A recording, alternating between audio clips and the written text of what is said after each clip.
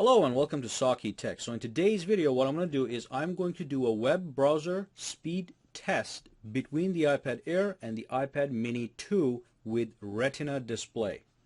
So this is basically a very easy process. All we do is we launch Safari and we go to 5 or 6 different websites, and I'm going to do some heavy duty websites and some lightweight websites, and we'll see which one is faster or in fact if they're equal. Before I dive in though, let me just give you a quick summary of the specs for both of these guys. Now other than the size and the weight, the specs are basically the same. So the iPad Air comes with a dual core A7 processor clocked at 1.4 gigahertz with 1 gigabytes of DDR3 RAM. The iPad Mini 2 with Retina Display comes also with the A7 chip, only it is clocked at 1.3 gigahertz and it also has 1 gigabytes of DDR3 RAM.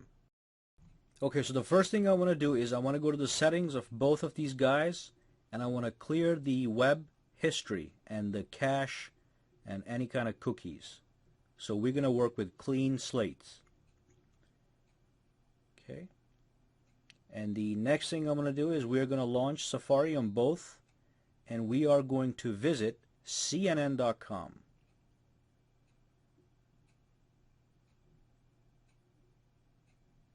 And then we're going to launch them at the same exact time. Okay? Boom.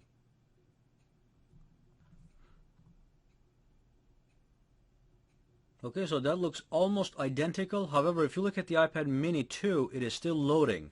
But this is not a big deal. That is why we're running 6 more websites. So let's skip to the next website and see how we're going to fare. I do want to quickly go into the settings, and I want you guys to look at the Wi-Fi. We are on the same Wi-Fi on both of these tablets, okay? So that's the same network. So let's go back here, and the next website we're going to visit is going to be Amazon.com.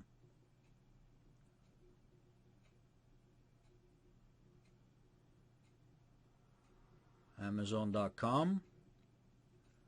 And let's do this at the same exact time like the last time. Boom. Okay, so that was also identical. Now the iPad Mini Retina Display seems to have finished it a little quicker, but again, that is why we're running multiple tests. So let's do BBC.com.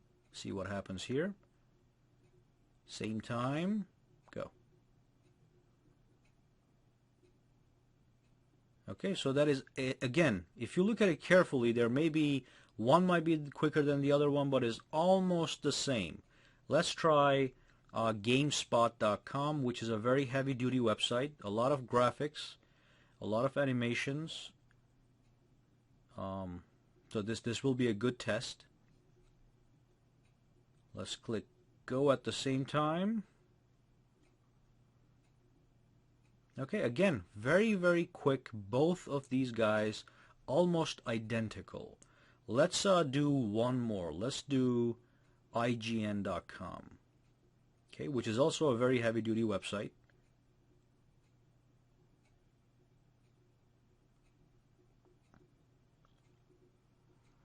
And let's do at the same time as always.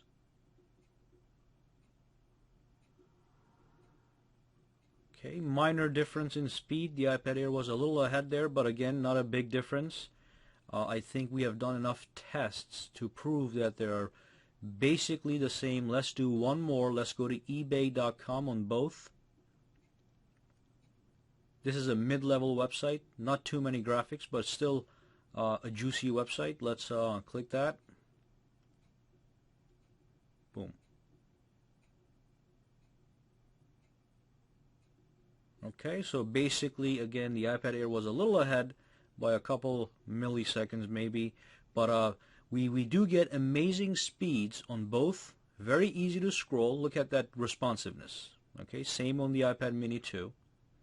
So these are very responsive and very smooth. Let's go to another website and do the same. GameSpot.com. Look at that. Go back. Where is it? There we go. Okay, look at that. Very clean, very smooth, It's a pleasure to surf the web on these devices, and they're both very fast. Again, the specs are the same. The only difference here is the size and the weight. Okay, you get the same processors, you get the same graphics, you get the same memory speeds. Basically, this is a test geared towards people that are trying to decide between the iPad Air and the iPad mini. Okay, let's launch the App Store. Look at that, almost identical. Let's do one more. Let me go out here and launch the iTunes Store. Go.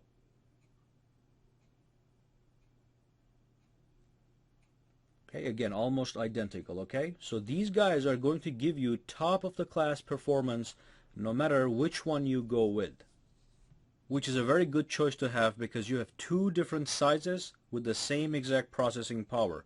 The old iPad mini was a disaster. I never liked it. It was very slow and the benchmark scores were horrendous.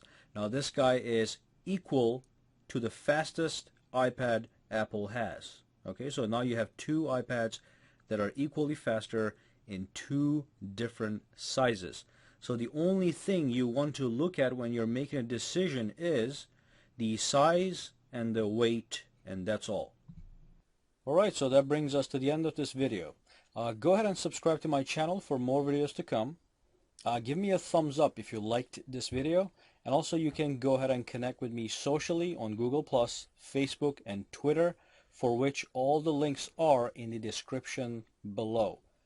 Thank you again, and I'll see you the next time. And if you have any questions, comments, concerns, just throw them down in the comments section below.